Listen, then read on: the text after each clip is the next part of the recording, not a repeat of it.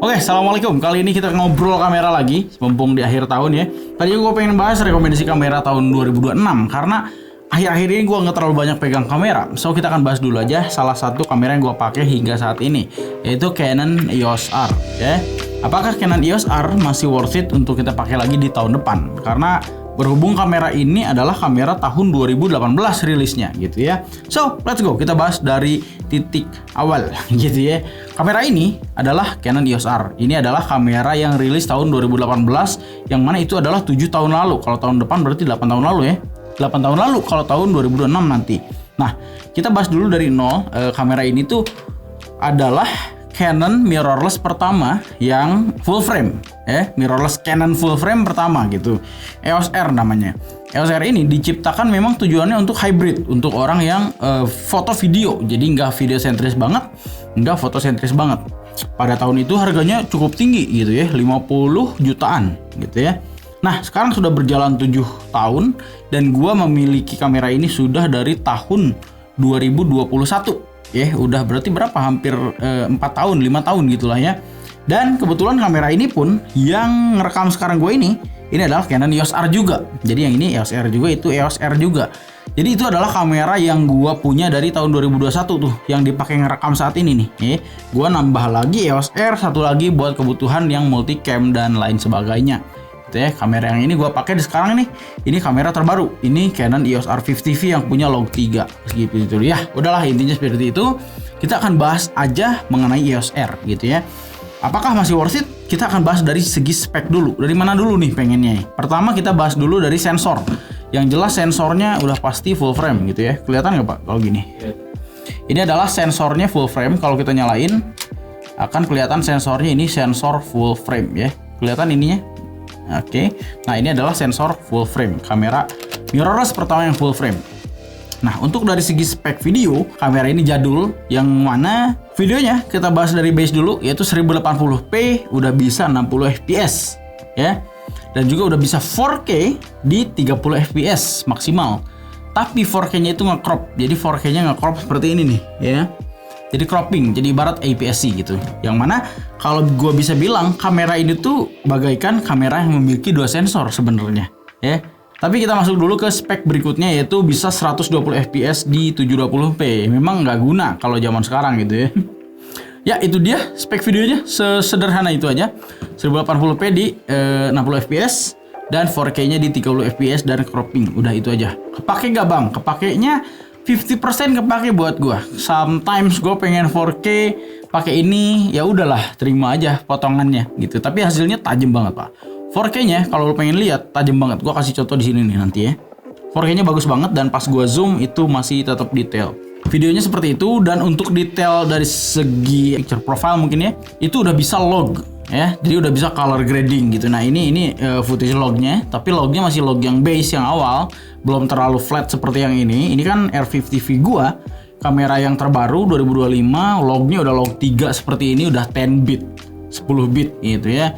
422 lagi, 10 bit 422 log 3. Bisa 4K lagi, no crop. Kalau Canon EOS R gua, ini baru bisa log profile di mungkin log 1 ini ya, mungkin ya, karena cuma Canon log doang. Mungkin log 1 dan ini 8 bit ya. Dan EOS R ini udah bisa 10 bit di external recording ya. Kalau misalnya lu yang bukan geek banget, pusing, bodo amat, gua pun nggak pernah pakai external recording untuk syuting gitu ya. Cuman ya itu dia cuman bisa 8 bit di log profilenya gitu. Tapi overall sejauh ini bagus banget. Apa bang buktinya? Sejauh ini dari tahun 2021 sampai hari ini, syutingan gua di YouTube dan juga Instagram itu pakai Canon EOS R. Hasil-hasil yang lu lihat sekarang ini, saat ini, itu gua pakai Canon EOS R. Ya nanti gua akan jelasin kenapa nyamannya, pro dan kontranya, tapi sekarang kita akan bahas juga speknya dulu ya. Video tadi udah gua bilang, sekarang kita beralih ke foto gitu ya. Fotonya udah 30 megapiksel, kurang lebih 30 megapiksel, yang which is sebenarnya cukup, Pak. Untuk dari segi fotografi, ya ini dipakai foto wedding. Ada teman-teman gue yang pernah nyobain pakai kamera ini, weddingan bagus-bagus foto-fotonya pakai EOS R karena 30 megapiksel. Untuk saat ini menurut gue masih cukup gitu ya, masih bagus. Dan juga kita bahas juga spek apa lagi ya, burstnya cuma 8 fps ingat gue. Jadi kalau gue sebenarnya nggak terlalu ke foto ya, tapi kita akan bahas aja sedikit high speed continuous. kan? 8 fps ya. Tuh agak pat menutipan. Ya 8 fps.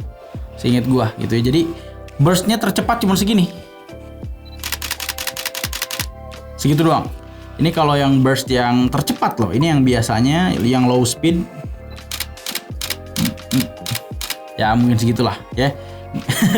Pokoknya burstnya belum terlalu banyak, cuman gue pribadi karena bukan orang foto jadi I don't care bro gitu ya. Gue lebih ke video sebenarnya. Dan ngomongin autofocus, untuk tahun 2018 autofocusnya ini gila. Karena dari gue dulu sebenarnya emang gila. Jadi mau gerak-gerak segala macem, maju ke dekat kamera, autofocusnya cukup bagus. Contohnya gue kasih lihat ini kamera ke depan gitu kan. Ini sekarang fokus nih. Oh, azan dulu pak. Azan pak. Azan dulu pak. Stop dulu aja pak. Stop dulu aja. Nanti kita lanjut lagi beres asar. Alright, sudah beres, kita lanjut lagi. Dan kita tadi udah bahas tentang autofocusnya. Meskipun belum ada track spesifik yang buat animal, buat ke mobil, ke mata. Tapi overall autofocus di EOS R ini udah cukup cepat menurut gua. Dan tidak ada masalah mengalami lambat jir autofocusnya, nggak ada gitu ya. Cuman di kegelapan nih masalahnya. Kalau lu gelap, agak gelap lah, susah gitu ya. Jadi harus di cahaya yang optimal. Gimana bang disebut optimal gimana bang? Ya kalau lu misalkan outdoor itu optimal, dan gua syuting seperti ini pun ini bisa dibilang optimal dan autofokusnya oke-oke aja sejauh gua pakai.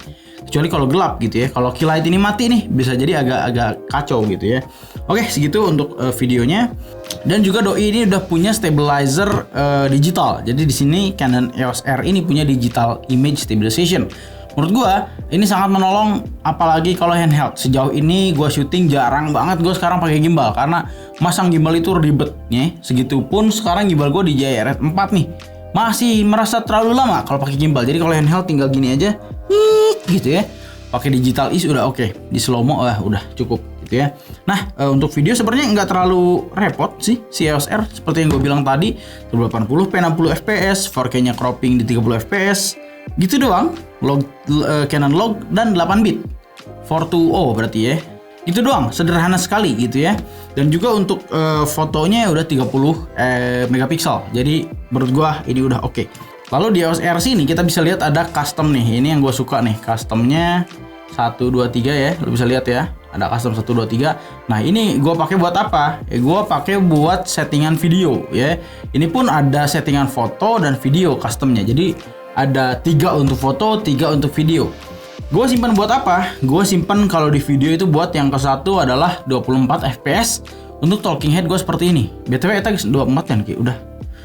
Ya, talking head seperti ini. Lalu di C2-nya, custom 2-nya untuk bikin slow mo di 60 fps.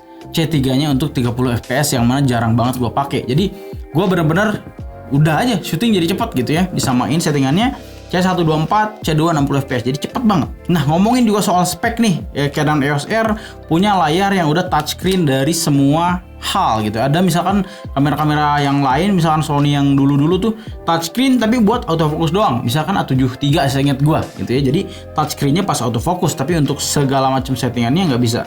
Tapi EOS R ini kalau kita bisa lihat ya, ini touchscreennya untuk semua hal pak. Ini semua hal touchscreen pak. Jadi kita mau ke sini. Ini semuanya touchscreen pak, mau pindah segala macam. Bahkan sampai preview foto itu touchscreen juga. Kita bisa zoom in, zoom out dengan cara seperti ini gitu ya. Itu semuanya udah touchscreen. Jadi apapun yang lo butuhkan, kayak ngeklik fokus, nge-preview foto, nge-slide foto kayak gini, ini udah bisa di zoom kayak gini, udah bisa gitu ya. Ini kelebihannya. Dan juga layarnya udah flip screen. Flip screennya ini enak banget, ke pinggir bukan ke atas. Yang mana kalau ke atas kan pasti kehalang sama viewfinder. Tapi kalau ke pinggir kita bisa controlling apa yang lagi gue syuting. Bahkan sekarang gue sambil lihat nih gitu ya. Gue syuting kayak gimana framingnya segala macamnya gitu ya. Nah ini juga sebuah kelebihan juga.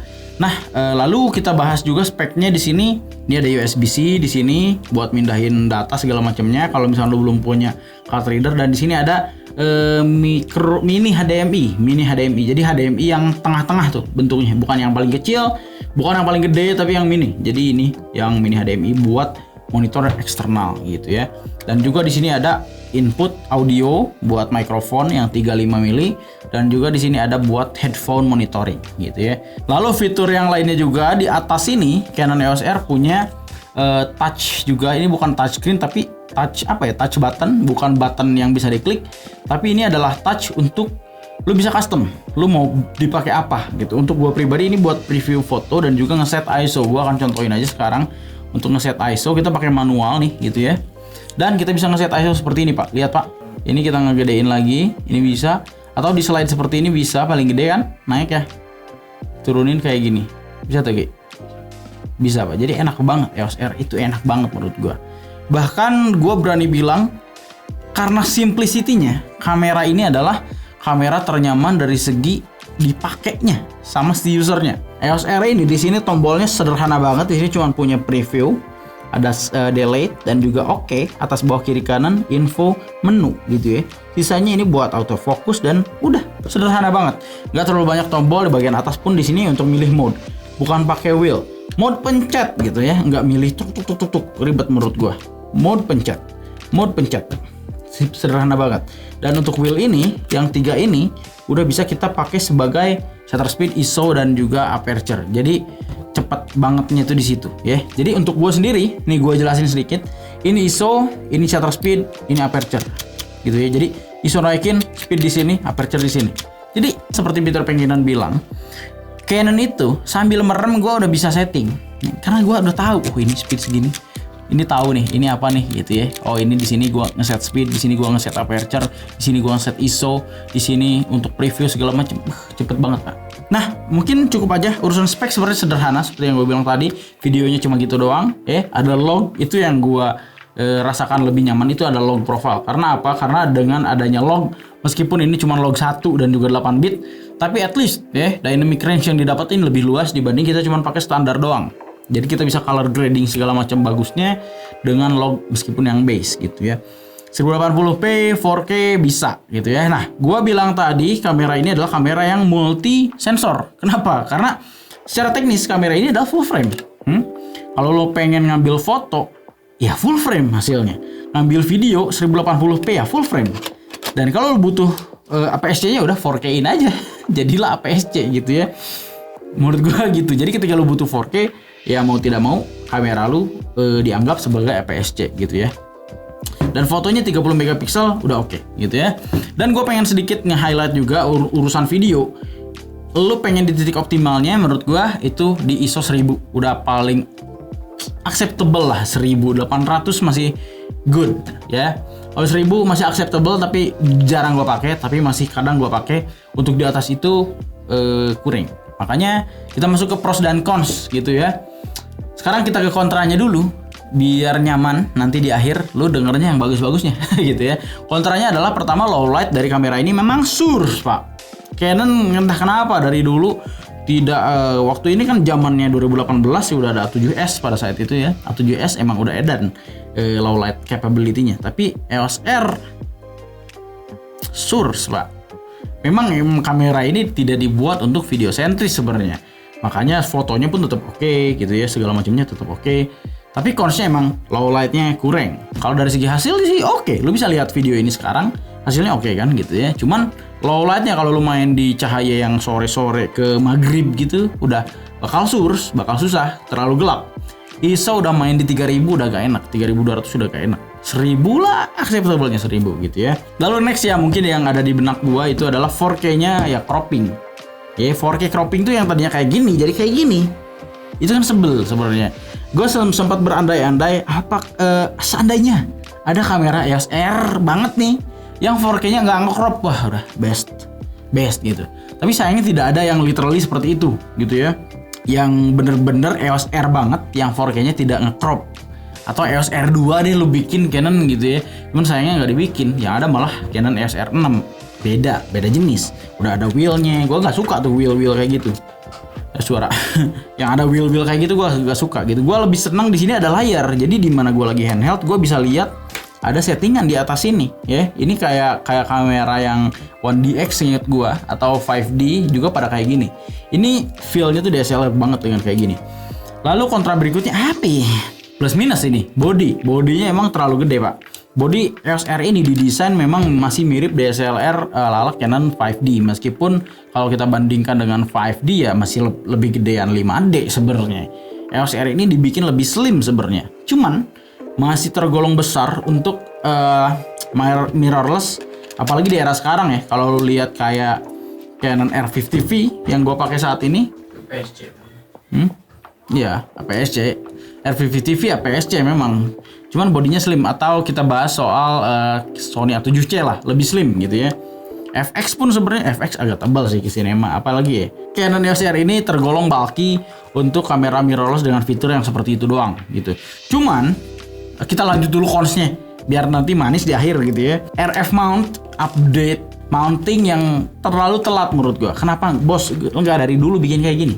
Sony dari dulu udah bikin E-mount dari Sony Alpha 5000 yang dirilis jauh banget sebelum ini.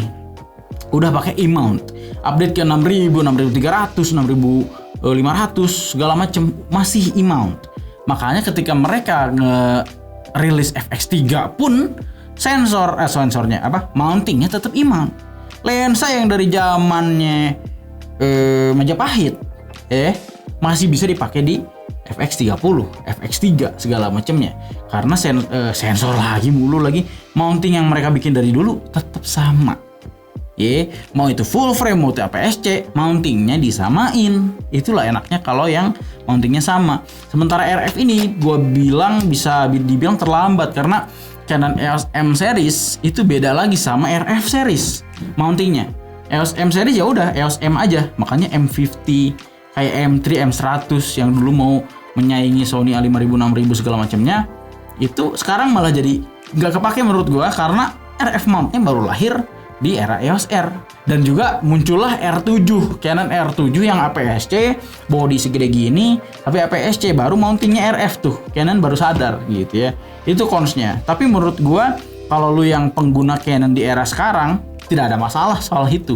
Malah balik lagi nanti gua akan masukin juga soal mounting ini ke pros juga gitu. Tapi kita bahas dulu cons-nya bahwa mounting ini jadi terpisah jadi dua. Jadi buat lo yang mungkin dulunya pakai EOS M series nih bang, gua masih punya lensanya, gak mau dijual, gak bisa. Terpaksa gak bisa dipasukin ke sini, harus pakai adapter segala macam, jadinya kurang optimal. Lalu cons berikutnya adalah in body image stabilization yang belum ada di kamera ini. Belum ada IBIS, tidak seperti A6500, mungkin ya karena APS-C mungkin gampang dibikin IBIS-nya, karena sensornya lebih kecil. Cuman karena ini full frame, A7 aja nggak ada IBIS-nya, A72 baru ada IBIS-nya. Tapi sayangnya EOS R generasi pertama tidak ada EOS R2. Mereka malah bikin RP yang lebih fotosentris. Ya intinya ini tidak ada in body image stabilization-nya, di mana lu ketika pakai lensa yang manula atau lensa sinema yang tidak ada IBIS-nya, ini tidak bisa stabil gitu. Yang tidak ada stabilization-nya. Kalau gua pakai RF ini 85 ini ada stabilization-nya. Di bodinya juga ada digital is, jadi udah cukup oke. Kalau kita pakai lensa Canon juga. Ya tapi faksi bahasannya adalah dia tidak ada in body image stabilization. Wajar tapi untuk kamera generasi pertama gitu ya. Kalau karet yang ini copot ini bukan punya gua. Kalau kamera yang gua itu masih oke lah gitu ya. Ini gua beli secondan gitu waktu itu, memang udah rapuh juga, jadi ya kondisinya begitulah. Tapi kalau gua yang make sejauh ini oke. Nggak dipakai tempur gila-gilaan sih gitu ya. Cuman studio art doang dan syuting YouTube ala gua gitu sejauh ini. Oke, kita langsung masuk aja ke pro-nya ya. Pro yang pertama adalah jelas user interface-nya. UI Canon dari dulu teman-teman gue bilang Canon itu mudah sekali dipelajari. Kalau lu buka kamera Canon pertama kali dan lihat menu kayak gini, gampang dipelajari pak. Kita lihat di sini ada recording quality, kita pilih 1080p bla bla bla bla. Sound recording auto segala macem. Udah langsung lu jago lah pakai Canon gitu ya. Dan juga kelebihan lainnya adalah bagian tombol yang sini yang minimalis, meskipun minimalis tapi optimal pak. Di sini ada menunya satu, boom. Lalu kita bisa mainin ISO segala macam di sini. Seperti yang gue bilang, sambil perem pun kita bisa setting kamera. Itu hiperbola aja, tapi intinya gampang buat disetting pak. Lalu berikutnya ini flip out screen, pastinya kepake banget buat run and gun shooter gitu ya. Lalu pro berikutnya juga baterai ini udah segede gaban pak. Baterai segede gini menurut gue untuk solo filmmaking udah oke. Lu tinggal stok 2 baterai udah cukup sih menurut gua untuk sekali sehari konten, cukup sih. Atau lu jaga-jaga bisa 4 segala macam ya. Gua pun punya 4 tapi nggak pernah kehabisan gitu. Pakai EOS R tuh nggak pernah kehabisan baterai di tengah syuting karena ini udah beast bro. Segini LPE6N gitu ya. Ini tuh model baterai yang dipakai di EOS R dan cukup awet. Dan kelebihan lain itu bentuk, Pak. Ada baterai yang bentuknya kotak, lu inget kan? Baterai yang bentuknya kotak itu kadang masalahnya di mana? Masalahnya kita masukin ke kamera. Nah, bentuk baterai yang bulat kayak gini, yang rounded kayak gini, enaknya kita masukin nggak perlu mikir, Pak, langsung in. Nah, yang kotak ada kalanya kita masukinnya jadi kayak gini, jadi kebalik. Jadi kebalik dulu, itu hal sepele tapi ngeselin kalau lagi buru-buru, Pak. Pas masukin, aduh salah dulu lagi, kebalik gitu ya. Nah, rounded ini memudahkan kita pas masukin baterai. Boom. Selesai gitu ya. Oke, lalu kelebihan lainnya adalah tadi kita bilang RF mount jadi cons gitu ya. Cons karena masuknya di era yang berubah gitu ya, berubah era. Mount yang seperti itu di EOS M pas masuk ke RF kok berubah, itu sih consnya. Tapi berubah ke RF menjadi pro sekarang. Kalau pengguna Canon yang sekarang, karena sekarang semuanya udah RF mount ya. Dan lensa-lensa RF mount ini teknologinya emang lebih ajib lagi, Pak ya. Mounting ini sekarang udah dipakai di semua seri Canon yang baru-baru. Contohnya R7, APS-C juga mountingnya udah RF. Dan juga kamera yang gua pakai saat ini ya, yang R50V ini juga udah RF mount. Jadi semuanya udah mirip kayak yang Sony yang dulu. Udah bisa ke semua kameranya gitu. Itu salah satu kelebihannya juga sekarang gitu ya. Lalu EOS R ini flip screen, touchscreen ya, pastinya juga itu udah memudahkan banget. Dan viewfinder ini juga bersih banget, gede. Viewfindernya sangat gede. Viewfindernya masih serasa gedenya DSLR. Dan ini digital, bro. Digital viewfinder yang ada di mirrorless. Mungkin ada yang masih ngira nih, ini kayak dulu mungkin ya, bisa diteropong kayak gitu. Ini kalau kameranya mati nggak bisa, Pak. Karena ini digital. Tapi dengan ini digital dan ukurannya besar, ini enak banget buat dilihat, Pak. Segede gaban, Pak. Ini kita kayak lihat layar gede, Pak. Viewfindernya bagus banget menurut gua. Dan ada layar di atas ini juga menurut gua sangat membantu. Kita bisa lihat mode apa yang lagi kita pakai sambil kita handheld kayak gini. Gitu ya. Atau kita lagi syuting dari atas sambil lihat, oh ini ISO-nya sekian. Bisa dilihat dari layar yang atas ini. Dan juga pro yang berikutnya, gue suka ini, fitur ini. Kenapa ini dihilangkan Canon gitu ya. Tapi nggak tahu, mungkin orang-orang, gue pribadi suka dengan wheel yang ini dibanding yang ada di sini ya. Kenapa? Gue jelasin sedikit. Ketika wheel yang di sini nih, yang kayak gini, ada di bagian tangan sini, itu jadi keputar terus, Pak. Apalagi kalau kita taruh di situ kayak semacam ISO, shutter speed atau apa. Pas gue pengen mencet kanan malah hurut naik. Nyebelin kan? Kalau ini kan arahnya udah fix, udah diem, ya. Tapi ngeset ISO-nya jadi di atas, gitu ya. Jadi aman, nyaman, nggak kena gitu tangan gue, nggak kepencet ISO-nya. ISO di sini dus, gitu ya. Lalu pro berikutnya ada sensor ini nih. Ada pelindung sensornya. Kalau sensornya kameranya kita matiin, ada rukonya, Pak. Rukonya tutup ya. Ada semacam pelindung gitu. Jadi aman dari debu segala macamnya kalau kita lagi ganti lensa dan yang ini disimpan gitu ya. Itu tuh aman. Kalau keadaan terbuka kayak gini, ini aman. Kita tutup aja yang ini. Gitu ya. Satu hal lagi, hal sepele sebenarnya, kalau di kamera Sony yang A6000 series itu kan gantungannya tuh kayak semacam dicepit gitu ya, kayak gantungan kunci. Kalau lu gini-giniin,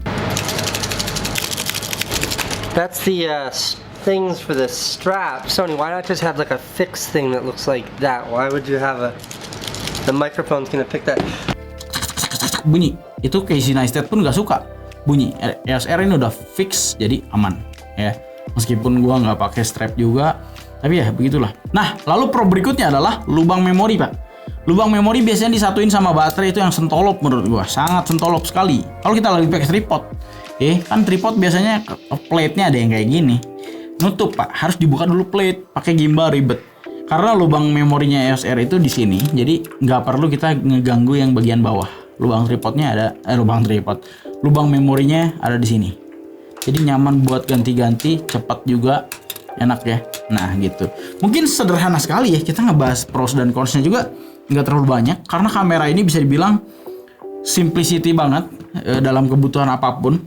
Sangat mempermudah sekali gitu ya. Lalu kesimpulannya, apakah kamera ini worth it untuk orang yang profesional? Kalau dibilang profesional banget untuk iklan-iklan gede banget, sekarang udah enggak sebenarnya. Meskipun kalau deal dengan 4K cropping dan juga 10 bit yang pakai external recording bisa aja. Cuman ini untuk kerjaan yang gue kerjain kayak video klip, gue pernah bikin pakai EOS R, hasilnya tetap oke. Kok lu bisa lihat aja gambarnya, ya tetap oke. Itu 1080p loh padahal gitu ya. Dan juga untuk kebutuhan content creator ini masih sangat worth it, Pak. Terlebih lagi harganya. Harganya ini dulu 56 juta. Sekarang harganya udah gua bisa dapat di range 17 sampai 18 juta. Second, body only. Gitu ya, dengan kondisi yang masih oke. 17 juta, Bos. Dulu malah gua dapetin ini di 16,5. Karena ya segala macam nego kita bisa dapetin di 16,5. Gua dapetin EOS R yang dulu harganya 56 juta edan gitu ya. Harga udah oke dan juga kualitas gambar seperti yang lu udah bisa lihat dari tadi, gambar-gambarnya masih acceptable, apalagi buat tahun 2026 menurut gua masih sangat worth it untuk konten kreator dan yang nyambi seperti gua, ngegarap profesional semacam video klip segala macamnya. Dan juga Rizky juga ngambil wedding pakai kamera ini, itu bagus banget Pak hasilnya. Lu bisa lihat di situ di layar nih ya. Bagus Pak gambarnya gitu ya, masih sangat worth it lognya gitu ya. Cuma anticipate-nya adalah di low light mungkin. Kalau lu nemu low light ya mungkin perlu pakai lighting segala macamnya, itu baru masih oke gitu ya. Overall kamera ini tahun depan udah umurnya udah 8 tahun, tapi 80%, 85% untuk content creating gue sangat setuju karena kamera ini hybrid ya. Nah buat lo yang hybrid ke foto video, ini adalah pilihan yang tepat karena sekarang harganya udah sangat oke dan full frame Pak. Full frame ini sensor yang gue cinta banget sama full frame lagi. Jawabannya dengan harga segitu ya, lo mau invest nih, Bang, gue siapin nih duit 17 juta buat beli body EOS R. Tahun depan gue mau, atau lu udah ngonten atau lu mau ngonten, take my money bro, keluarin duit lu gitu ya. Kamera ini menurut gue worth it. Buat pemula gampang buat belajar dan fiturnya udah semi pro tapi masih friendly buat pemula. Kalau di Sony gue masih bingung menemukan yang selaras dengan ini. Kalau dibilang A73 belum juga, belumnya bukan dari segi terlalu bagus terlalu jelek, tapi A73 ya beda, tidak se-fleksibel ini. A73 tidak punya layar seperti ini, meskipun dia punya 4K gitu ya. A73 tidak punya touchscreen dimanapun gitu ya. Gue nyobain A73 gitu ya, tapi nggak se EOS R banget. Maksudnya nggak apple to apple gitu, rasanya tuh nggak bisa ini mirip EOS R nih, belum gitu ya. Meskipun harganya mirip-mirip mungkin ya A73. A72 terlalu jadul. Ya meskipun ada IBIS, tapi videonya masih kalah sama EOS R menurut gua. Apalagi mau kita bandingin? Kamera lain juga belum ada yang selevel ini.